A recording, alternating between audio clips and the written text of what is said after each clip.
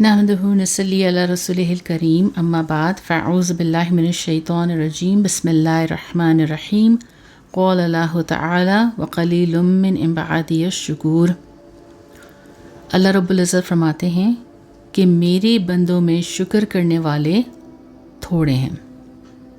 امیر المومنین سیدنا عمر فاروق رضی اللہ عنہ نے ایک دیہاتی کو تنہائی میں یہ دعا کرتے ہوئے سنا کہ اے اللہ مجھے اپنے تھوڑے بندوں میں بنا دے، ان میں شمار فرما دے۔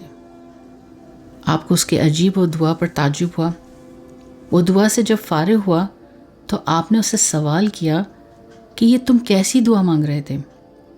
اس دیہاتی نے جواب دیا کہ اللہ تعالیٰ فرماتے ہیں کہ میرے بندوں میں شکر کرنے والے تھوڑے ہیں، تو میں اللہ تعالیٰ سے دعا کر رہا تھا کہ ان تھوڑوں میں مجھے بھی شامل فرما دیں۔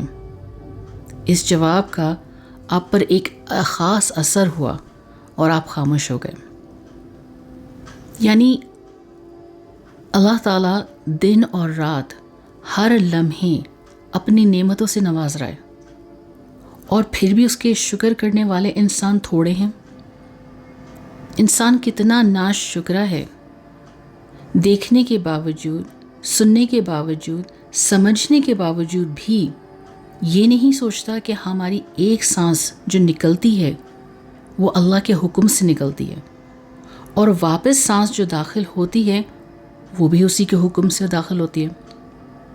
لیکن وہی سانس جب واپس انسان لینا چاہے اور پھر اس پر اس کا حکم نہ ملے تو اسی وقت انسان کھڑے کھڑے مٹی کا ڈھیر بن جائے گا، اس کی زندگی اس سے لے لی جائے گی، اور یہی حقیقت ہے۔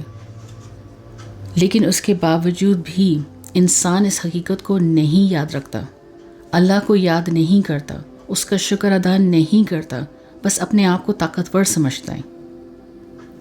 اللہ پاک ہمیں اپنا شکر ادا کرنے والا بنا، اپنے خاص بندوں میں شمار فرما، آمین یا رب العالمین۔ وآخر دعوانا ان الحمد للہ رب العالمین۔